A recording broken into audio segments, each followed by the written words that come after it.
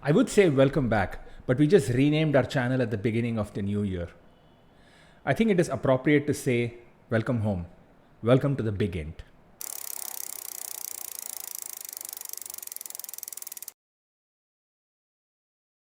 I'm finally able to come back to the office.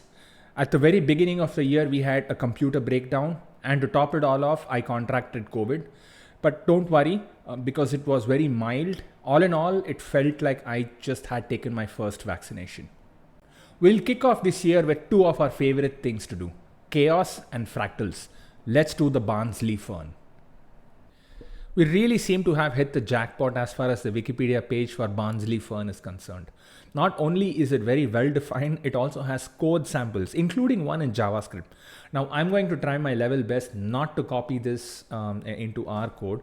And I just want to basically write this on my own. All right. Now, before we go further into what a Barnsley Fern is, we'll have to understand the concept of attractors. In one of our previous episodes, we defined something called as, or we wrote something called as the game of chaos. All right. And what had happened and what we had done was that we used a random number to basically evaluate points between n number of sides over here. So a triangle has 3 sides over here.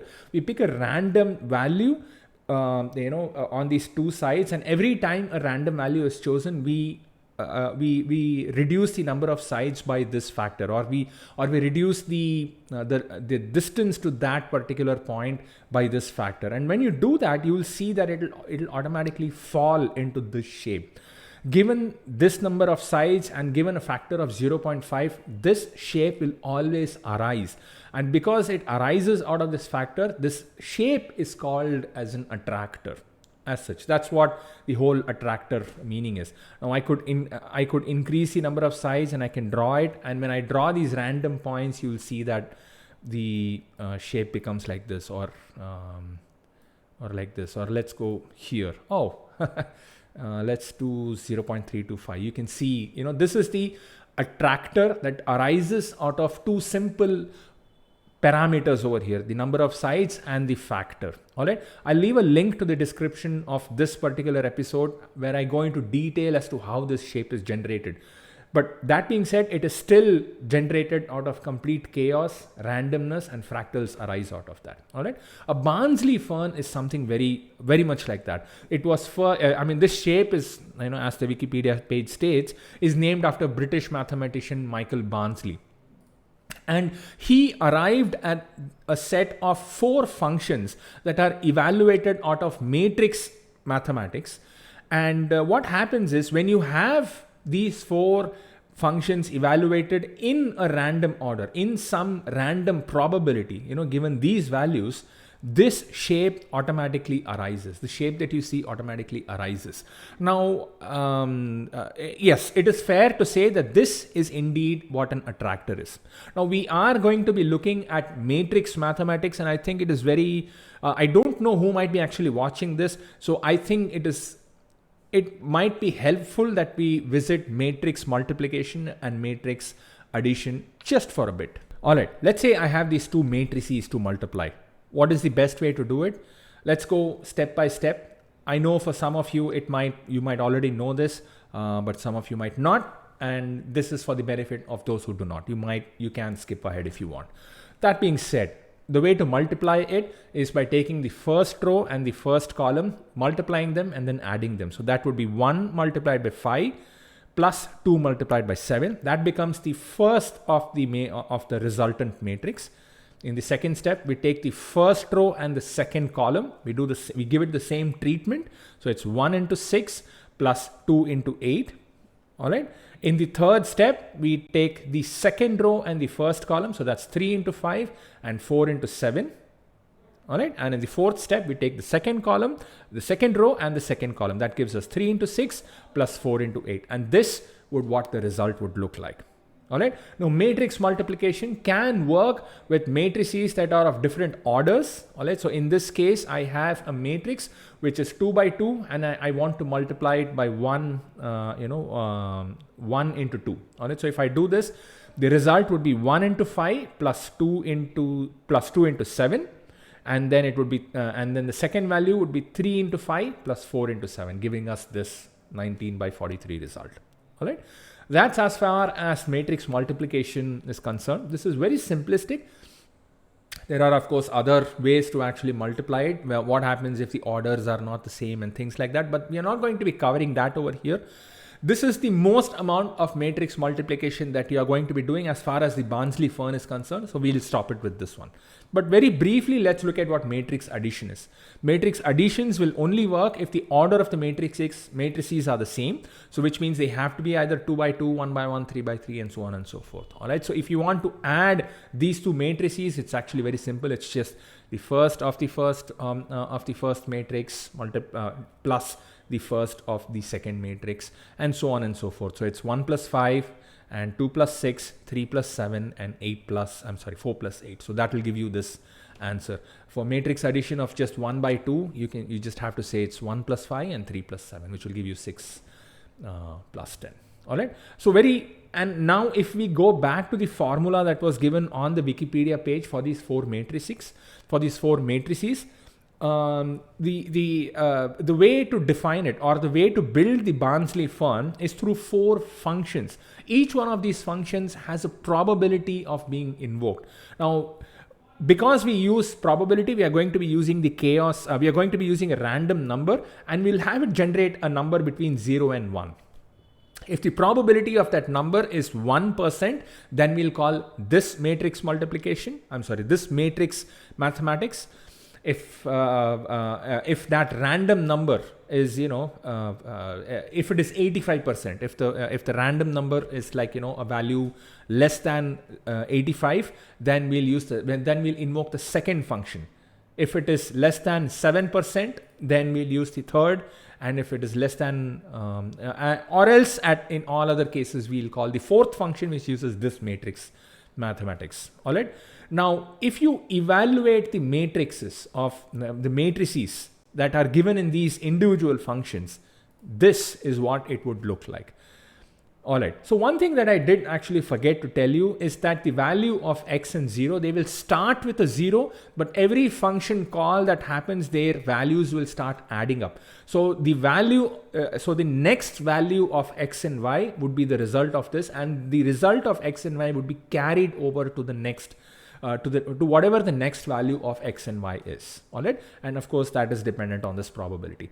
So over here, this is what the code would look like. So I have next x is equal to 0, next y is equal to 0.6 into multiplied by previous y. You can actually, if you evaluate these matrix functions, this is what you would come up with on paper. So that is what these 4 functions are. And these 4 functions are, of course, called based upon this probability. All right. So with that being said, with our introduction already done and this explanation already done, all we have to do is code it up and see if we get the Barnsley Fern. See you on the other side. We are going to be doing this in JavaScript. Here I have an index.html page. I also have a barnsley.js, which I will get to in just a minute. The index.html page most importantly contains a canvas. This canvas is of the size 800 by 800. It includes these 2 important scripts, or at least one important script. The CodeSpace.api is a collection of many commonly used functions. All right. So this is something that we have defined a very long time ago, and it has functions like a random number generated. If I want to generate a random number between a lower value and a higher value, it has a map function that can map an input value to a source, between a source and a target value. It also has some pre-calculated constants. This is all available on GitHub, and you are welcome to have a look at the CodeSpace API. We also include the Barnsley.js that we just talked about. And what it does is that, this is our main file, and it has a function that is tied to the load event of the HTML page. This means that when the HTML document finishes loading, it will execute the code within it. This function initializes the canvas and fetches the context or the 2D context. This context is the one that we will be using to draw within the canvas. All right. I also, resize the canvas because I will have to worry about mobile, once we upload it onto our web page, I will have to worry about our site being accessed from mobile devices. So this resize canvas function, which is defined in the CodeSpace API, takes care of resizing your canvas to fit your mobile. And, once the resize is done, we also, fetch the width and the height because it's something that we use over and over again. All right, so with that being said, let's just get to coding the Barnsley Fern. We'll start by declaring a constant for the number of points that need to be generated. We'll also define the requisite variables that are a counter and an x and y value. We'll define the plot Barnsley Fern function and start off by declaring the variables for the next x and next y values. We'll generate a random number and use the probability as defined by the wiki page to perform the calculations as described in the wiki page. Let's map the resultant x and y values to the points on the screen. I believe x will be a value between 0 and 1 and y between 0 and 2. We'll plot the point on the screen using the context rectangle.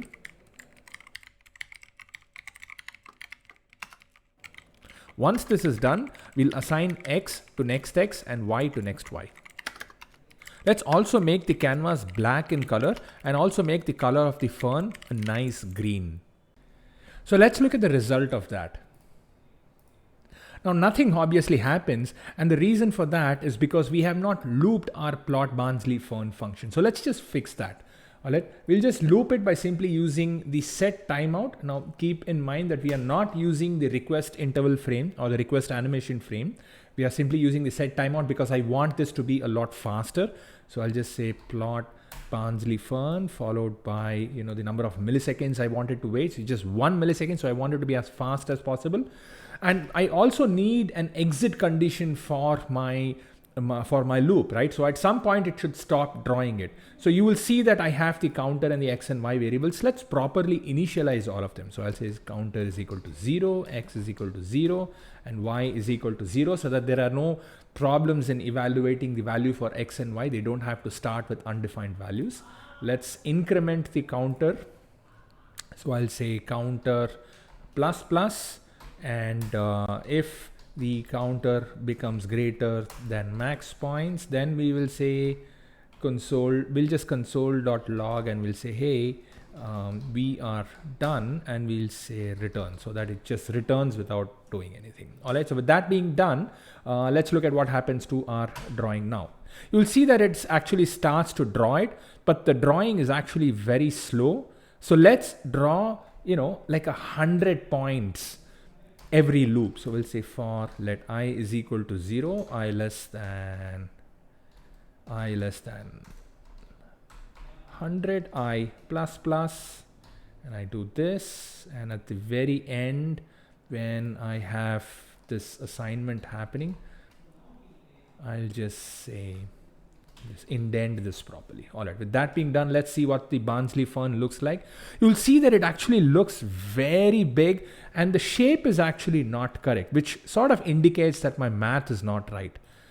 So what I found out was that for the function 3, it is minus 26 over here, and what I've done is I've added my 26 over here. So once that is fixed, let's look at what the result looks like.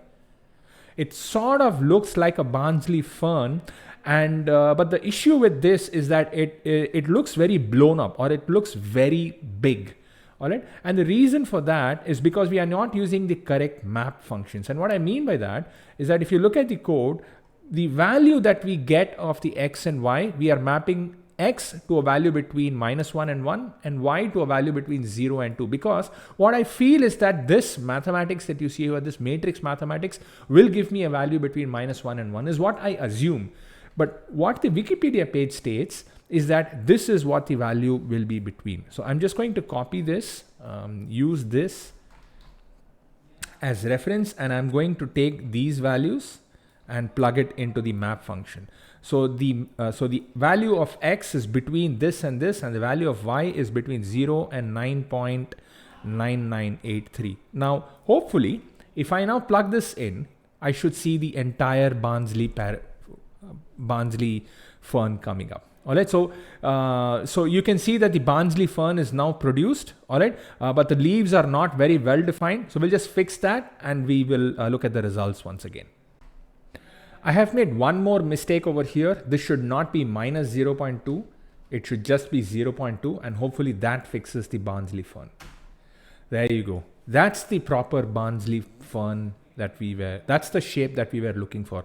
Now this shape should look exactly like the shape that the Wikipedia page suggests that should occur, or this is the attractor that should be generated when you use the Barnsley Fern. One of the improvements that we can do is to map the Y value to a value between 0 and 360. We'll make that the hue color of the point that we are plotting. When we do that, let's look at the result. When I refresh the screen, you can see that the Barnsley Fern is now generated in a very beautiful hue. The hue, of course, is mapped to the height of the screen.